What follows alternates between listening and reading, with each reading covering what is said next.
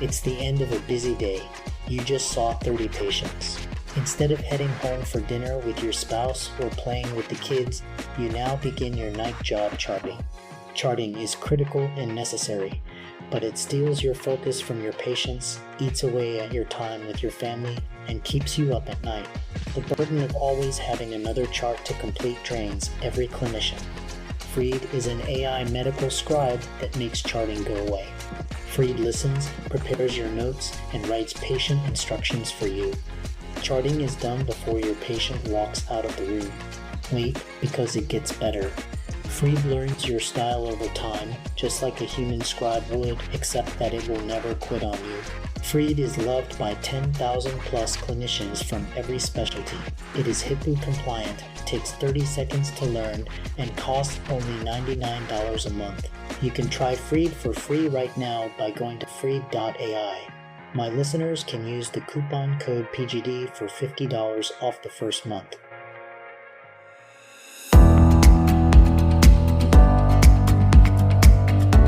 We work hard as physicians to take care of the health and well-being of our patients. But when it comes to our money, do we have the same condition of care? Probably not. Let's change that together. Welcome to the Financial Freedom for Physicians podcast, where we'll fight and advocate for your financial literacy. As always, I'm your host, Dr. Christopher Liu. Thanks for being here. Let's jump into the show.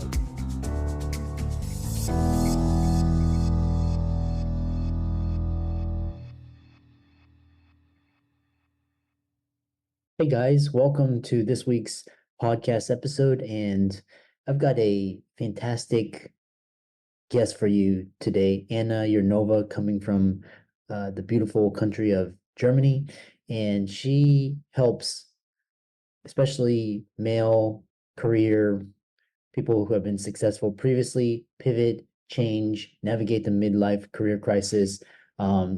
We serve similar audiences. She's got a lot of great ideas and views, and I'm really happy to have her on the show. So Anna, welcome.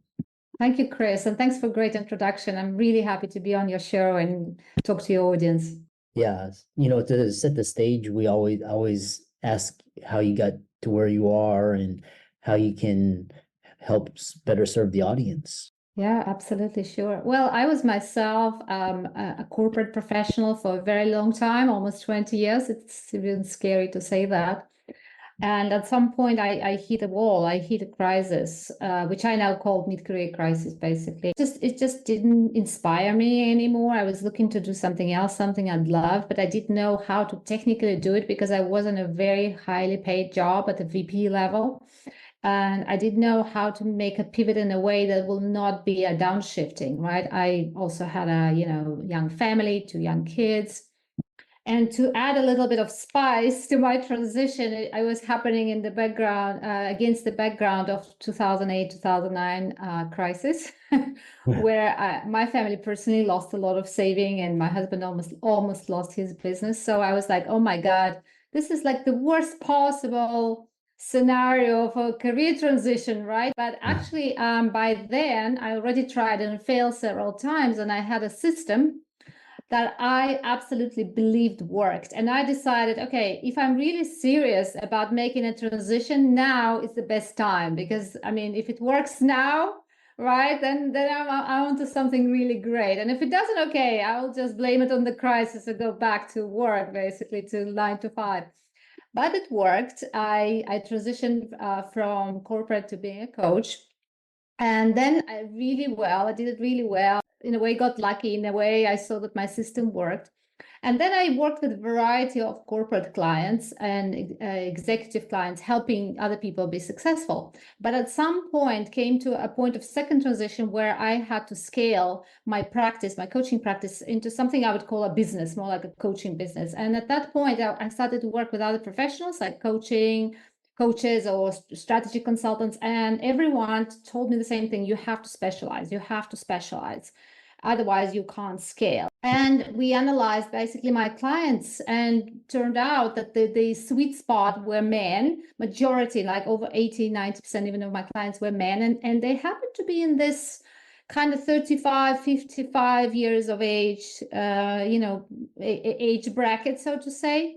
And also when I analyzed their requests further, I realized that there was something in common, that all of them at some point in this kind of age bracket, they lost their mojo, they lost maybe the love with their current career, they hit some sort of wall crisis, and they wanted an upgrade. Either they wanted a big promotion or they wanted to change industry. Some of them wanted to change geography. They wanted to move to work in another country. Some wanted to leave 9 to 5 altogether, start their own thing. Some wanted all of them, change geography and industry and leave 9 to 5 and do their own thing. So I realized that this is a request for change as a response to crisis. And this is how I got very curious and started specializing in that particular niche, and also learning about mid-career crisis, midlife crisis, also what makes it different to men and women and so on.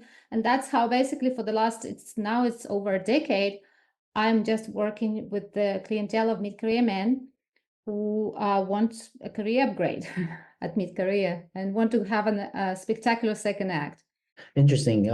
There's a lot to unpack there because we can talk about the common signs and symptoms, but why I'm curious like I said, the signs and symptoms, but what is the cause of these? What is the cause of a midlife crisis? Is it discontent? Is it unhappiness? Is it societal change? What's underlying? Why do people go through crises? Well, I believe that through any crisis, what it means, especially when we have a crisis of human life, right? For instance, people who have kids. Do you have kids, Chris? Yes, yeah, we have. So we all know that when small kids are small, they go through crisis, right? Like 1 year, 3 years, 7 years, right? So something like that. And every time when they hit a crisis, it usually has to do with them really making a big upgrade in their life, because they've learned so much. They've approached a different level of capability, right? So the previous level, it doesn't satisfy them anymore, but yet they don't yet know how to function on the next level. It's a bit overwhelming, hence the crisis.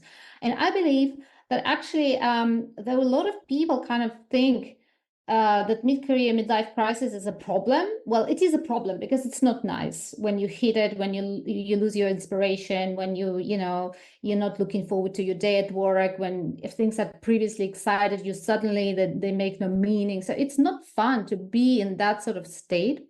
But actually, if we shift our perception, saying, well, actually it's a sign that there's something more available to this particular man right now, and all the crisis is saying that this man is up for an upgrade. But something needs to change for him to get it. So overall, I'd say the symptoms of a crisis usually tell me that the man is somehow at a dead end. The previous career path has ended or ending. But usually, to be honest, by the time clients come to me, they already been stuck for a while and been suffering for a while. So I'd say the career usually discovered that the previous career has ended years ago, but they tried to kind of revive it, and that created a lot of stuckness. But once they embrace the fact that, okay, one path is ended, I've just completed something. I've completed. It's not because there was something horrible happened, but I've just completed a mission. Then a new path will open. And usually this completion actually has to do with a man having fulfilled expectations that he grew up with. That, to put it simply. Because a lot of men, when I talk to them about their career, they use a lot of shoulds. I should do this, I should do that. Well, yeah, usually I would say mid-career is when men has fulfilled a lot of the shoulds and they can actually now be their own man. They can now fulfill the mission of why they're here in the first place, not to just, fulfill other people's expectations, but actually leave their own imprint in the world. And when you look at it like that, it's actually a very hopeful time in every man's life where you actually have a chance to now create something unique and your own imprint in this world. Yeah, interesting. Yeah, it's just kind of I think with so kind of a follow-up question to that is in traditionally it was the midlife crisis, and now there's a quarter life crisis, and then there's a crisis after midlife. There's like the 3/4 kind of why are we seeing more frequent crises and more transition? I'm curious because I had a midlife crisis when I was 29, and Mhm. basically I'm, fulfilled all the shoulds, and I'm like, yeah, I don't want to do this. I want to lead my own life, So why is now the emergence of a quarter life crisis, and is it because the world is changing so fast, or just That could be thoughts? one of the cases. I also believe I actually also had a much harder, the 30-year-old crisis hit me much harder. And Yeah. I really had to change a lot of things in my life, and I had to release a lot of expectations. And I find that maybe a lot of people have tough times at midlife, which I define like 35, 55. So to say roughly, so when you're 45 average, what do you say? A lot of people who have the most difficult time at midlife, there is a consequence of them somehow not resolving the previous crisis that you've just mentioned. I bet probably you did some work there as well at 30, or maybe your crisis was so strong that you just could not ignore. It was the same for me. It actually triggered my first career change. Whereas for a lot of guys who come to me with their mid-career crisis, they talk to me about the 30-year-old crisis, but somehow maybe there were other priorities, maybe they were getting married and had to provide, which is a reason for a lot of men actually just ignoring their own discontent, honestly, and that were this little voice saying, this is not your path, this is not what you're supposed to be doing. But they then around 30 usually either already accepted or about to accept so many external commitments that they just kind of ignore that voice until it just becomes completely unbearable, right? And those who ignore their little voices at around the age of 30, like you've described, because I do believe there's crisis there as well, they usually have it really hard at around 40 and so on, because it's almost like this little voice is just like, I am so fed up, you're ignoring me, and they're just pulling the plug out, and the men feel total like switch off energy. Yeah, if before they could ignore, they still had the energy, right? But now they just feel that they have to soldier through, push themselves, but they're running out of energy. So it's actually not even an option to go on like that. And the worst thing or the best thing, that they still have at least 20 years to go, right? So many come and say, I pushed myself, I soldiered through for 5 years, but I can't go like that for 20 years, right? So something has to change. So in a way, to answer your question, I think that all crises are related, and every next step requires the previous tasks to be resolved. And if they're not resolved, then they will all come knocking on your door together, making it a much bigger change, so to say. Yeah, it's interesting because I was talking with another guest as well, and especially around the career, finances, relationships, marriage, kids. It's like if you procrastinate on what this still small quiet voice or your intuition or the universe, if you procrastinate and you don't make the decision, then the universe is gonna make the decision for you, and it usually comes in the form of a catastrophe or crisis. Could be divorce, bankruptcy, Yep. a health scare. Healthcare often, yes, big loss. Yeah, it's Yeah. true. Yes, yes, I see, and it's a repeating story in my clients' cases as well. Another question I have for you is, what's the difference between midlife crisis and burnout? Like, how are those two Very related? good. Yeah. Well, I'd put it this way. Burnout is a big symptom of a midlife crisis. The way that I see the difference, if you, because burnout may have other reasons as well. You're simply like not taking enough breaks. Sometimes people are actually so in love with what they do that they neglect their bodily needs of rest, or food or something. They could be obsessed with what they're doing. It's not that they hate their work or they soldier through it, but they just Yeah. they just get too tired, right? They just exhaust their resources and they need a rest. But usually in this case, when they have rested, they're looking forward to go back to work, and then they back to normal, so to say. Of course, they have to watch the maybe work-life balance, they have to watch the workouts, but usually they're looking forward to going back to work after the rest. People for whom this burnout is already a symptom of a bigger change required, which a lot of men have burnout as a symptom at midlife crisis. I guess midlife crisis is not the only time when burnout can happen, but at least that.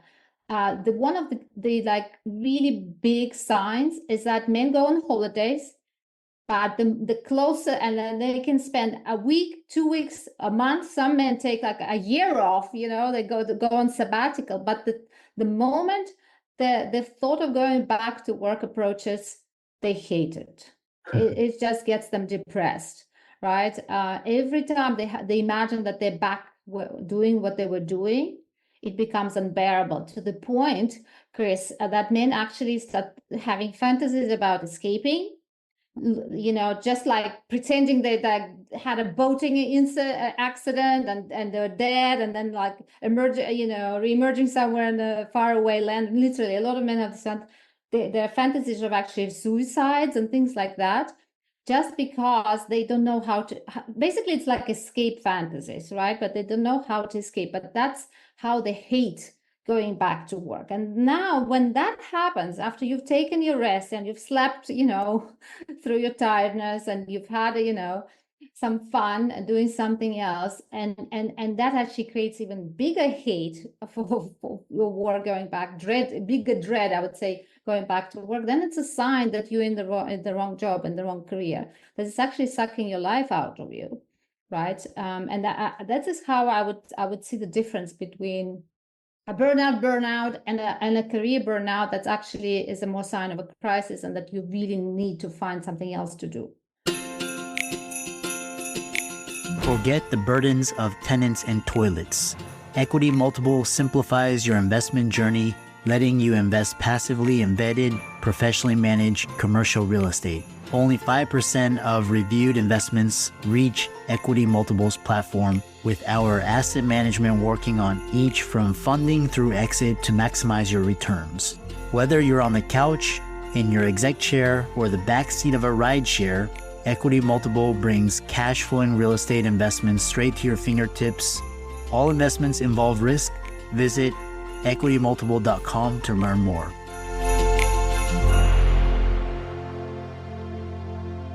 Yeah, interesting. And kind of moving on, because I know we have a couple more minutes. So kind of you talk about, you have you use the 5-step system to help clients navigate their career changes. Kind of walk us through these steps, and then we'll kind of end it with how people can find you and contact you.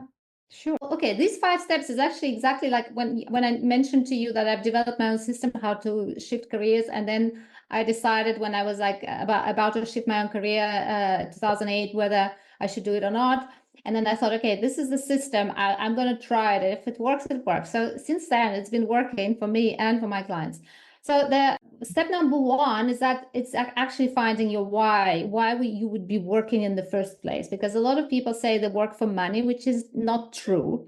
Money is a consequence of you creating value with your work, right? But you really have to find a higher purpose. And I know purpose is a scary word because everyone is using it. And what is this? But I define purpose in a simple terms. When you're on purpose, when you feel actually that it's natural to you, you enjoy what you're doing, and the most important sign, it energizes you. The activity you're involved in energizes you. This is the number 1 sign that you're on purpose.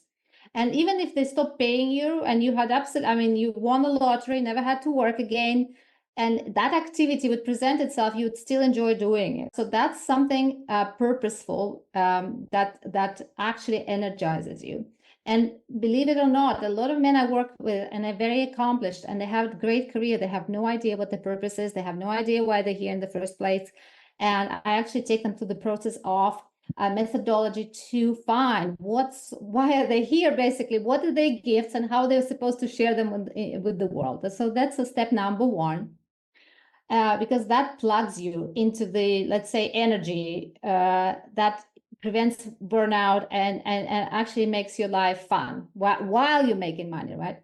Second step is once you know why you're here and what you really, really love doing, and what you really want to be doing for the rest of your career, then the second step is to claim your gifts and worth, because a lot of men actually have an idea of what they'd like to do, but they talk themselves out of it, saying they don't have the right degree, they don't have the right qualifications, whatever. So the good news for mid-career is that you already have more than enough. It's just about claiming your skills, your gifts, your experiences in the right way, and also presenting, let's say, these skill sets to yourself and others in the right way. So a little bit deconstructing your previous experiences and then putting those pieces together in a way that you see you have everything you need to actually jumpstart your new path, whatever you chose it to be, right? So that's the second step.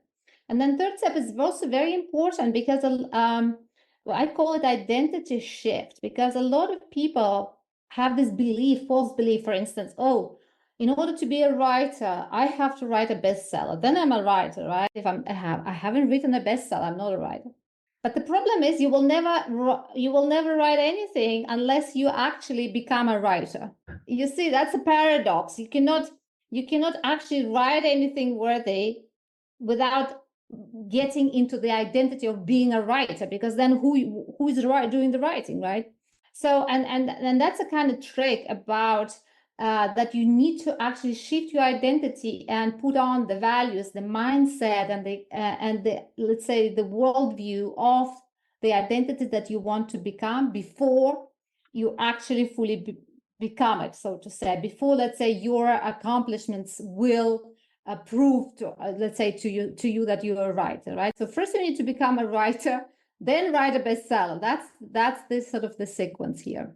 Yeah, and that's what I'm helping guys to do, to create this identity shift in a way. Again, there's a method that helps you do that. When you do the experimenting in the right way and you do the identity shift, and then already you make it happen in the external world. So that's the step number 3. And step number 4 is also very important. And many people know what it's all about. It's about networks and how you use your memberships and all sorts of networks, collective experiences, who do you know, what are the kind of people you connect with. But a lot of people use these networks in a very wrong way when they're going through career transition. There's a certain way how you need to use your network, which is differently to how you would usually use them. And I explained that in my step 4. Well, to put it simply, I will not be able to share everything here, simply that you really have to make a very conscious effort to shift your networks towards those people who will be already connected to your new identity, right? Let's say you were a doctor and now you will want to be an entrepreneur. It's really important for you to connect to other entrepreneurs, because so that you see the world as an entrepreneur and you understand how entrepreneurs look at things, how they solve problems, what do they do? It becomes normal to you. Because if you will connect to other doctors and talk who aspire to be entrepreneurs, then all you ever be, you will be a doctor aspiring to be an entrepreneur, and they will in fact could actually jeopardize your move, because they will be, sharing all the obstacles and biases. Whereas when you connect to people who's already on the other side of your change, who already made it happen, it becomes a bridge, so to say, that really helps you navigate the gap that you need to. So that's the 4th step. And the 5th step is actually probably needs to be number 1. This is about asking for help, because a lot of successful men hate asking for help. They have almost shame connected to being vulnerable, asking for help. And to be honest, I don't know, Chris, what's your experience, but people in helping professions like doctors or therapists or coaches, they're the worst actually going to other doctors. As they usually try to kind of treat themselves. And that's a big mistake when it comes to career change. So actually witnessing your own vulnerability, seeking external help is very important. That's the step 5. And the easiest thing for your listeners would be, I put it all together. There's like a free masterclass training I put together, and they can just simply go to my website and watch it and see if it resonates for them. Yeah, really interesting, because, I really love this idea, because, when I was transitioning from physician to entrepreneur, I basically cut off all my ties, because they were all saying, you're not going to make it, you're making a stupid decision. And I was just like, Exactly. so I just plugged myself into people that were successful in, doing the things that I wanted to do. The Oh other, yeah. yeah, I know, we have, couple few minutes left, and what is this idea of future trends in career development, and like what trends do you see for mid-career professionals? Are you going to see more midlife crises? Because now these days it's more and more acceptable to do your own thing, and Oh. a lot of kids are not, they think college is a waste of time, and they want to like really pursue their passions, and they don't want to get into excessive debt. So are you going to see less of a mid-career transition, or are you going to see like kind of a phasing out, like the older generation going through this, and like the younger generation kind Yeah. of prepare they're like I know what I want. I don't have to go through this. What do you Yeah. see? I hope we'll see less of crisis. I honestly believe that even for our generation, Generation X, so to say, midlife crisis is a little bit like a legacy thing, because basically we already know. I remember when I was just starting my career, I was getting my degrees. I already knew that I would have to change careers because the career for life was no longer available to our generation. Yeah. Right. So it's interesting and yet when people hit brick walls somewhere in 10 years into their career, 15 years into their career, it comes as a shock, even though everybody knows and reads like there is no career for life. There's like portfolio careers. You'll have to change careers. And still somehow, I guess it's because we have the role models of our parents and that generation, and we were brought up, right? Our teachers, our therapists, I don't know, our doctors, everyone will come of that generation who tell us how to live our life, what should happen to us, right? So it's like dissonance, like cognitive dissonance. We kind of know, but what we expect something else happening. So I believe the more we normalize that you will have multiple careers during your life, working life. And the more we actually teach people the skill of pivoting, the skill of knowing how to navigate those changes, the more it will become norm, so the less it will be a crisis. I believe that's number one. Second, I believe right now, new generations, I already have millennials as clients. Unfortunately, they hit some crisis as well. But I believe the more younger generations kind of seek to not just work for money, but also do things that, give them fun, give them joy. There's a lot of opportunities, of course, now with online, the technology, with everything, where you can try so many different things rather than just sitting in your box in the 9 to 5, right? That people will just be exposed to a lot more. And there will be a lot more opportunities to select the, let's say, money-making mechanism that fits to who you are, to your natural abilities, and so on. Having said that, I still think, Chris, that conflict between expectations and becoming your own person, our own person, will exist, right? Maybe the crisis will become younger. That could happen, right? People will have crisis earlier, and then they will have but then I think they maybe will have a second act, but then maybe they have another crisis, have a third act, because I also believe we will be talking less about kind of career retirement. People will maybe work longer, but maybe they'll have more breaks, sabbaticals, or flexible working arrangements, because I see a lot of that. And finally, what I want to say, I see a lot of, and I actually read recently, a lot of people going solo, so solopreneurs or different projects, or doing side hustles, in addition to let's say the corporate careers, because people feel that there's they want to express themselves, right, in a different way. So I don't think we will see that there are no crises at all, but I think there will be just maybe different shapes, and we will be more conscious and maybe less terrified by hitting a crisis. It will be just seen as growth, natural process. Yeah. I think Gen Z and Gen Alpha, they really get it, and they're gonna, I think it's interesting because they'll pay double for, a product or service if it aligns with their values, and they kind of really understand it. Gen X, and we kind of got smashed in the middle, with the industrial and then with the information revolution. So but True. yeah. How can people find you and follow your socials? That you're very enthusiastic and passionate, and I know you love helping entrepreneurs in this area. and how can they do that? Yeah, sure. Well, listen, the easiest way to get in touch with me is find my website, which is Urnova, myname.com, urnova.com. And there you can see this first free training, just heat-free training, where I share my masterclass. It's only like 45 minutes, but you can really like check your symptoms, go through the 5 shifts that I'm sharing, and already learn a lot. And if that resonates, you can even go one step further and book a free call with me if you're in that mid-career range, and if you're a man and you feel like this resonates, and bring your question to the call. I will just look at your particular situation, and I will honestly answer those questions. And honestly, this 45 minutes that guys spend with me on this call sometimes are life-changing. I wouldn't say every call, but a lot of guys tell me, I've never spoken to this to anyone. Even my wife, even my therapist don't know. And thanks very much for validating what I'm going through. And a lot already, leave the call with a solution. Why not? Give yourself a chance there.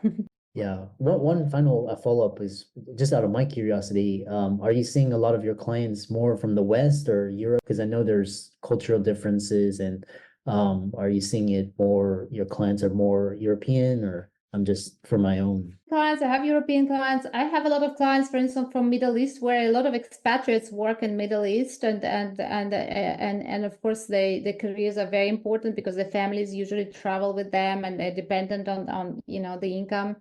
Well, I would say often, for instance, when I have clients from North America, it's usually people who maybe need a different look. Maybe they feel, for instance, I had guys from Army, Americans in the Army about to retire, and they felt that, well, retire from the Army, which means they're like in the 45, 46, and having no idea where to go next, and really wanted like outside perspective, a little bit outside maybe of the system where they where they operate. So but I do work well with Americans, and most of my clients come US, Europe, and Middle East, basically expats from Europe or America who work in the Middle East. That's what I would say most of my clients come from. I really enjoyed this conversation, and for the audience, be sure to check out Anna's socials and give her a like and follow, reach out to her for a consultation, and thanks so much for coming on. Thanks very much for having me. And by the way, congratulations for having over 1,000 shows. That's quite an achievement. Yeah. For podcast. Thanks I appreciate that. Thank you. As we wrap up, Freed AI is here to free you from medical documentation. HIPAA compliant, it takes 30 seconds to learn and is incredibly affordable. Join the movement to eliminate clinician burnout.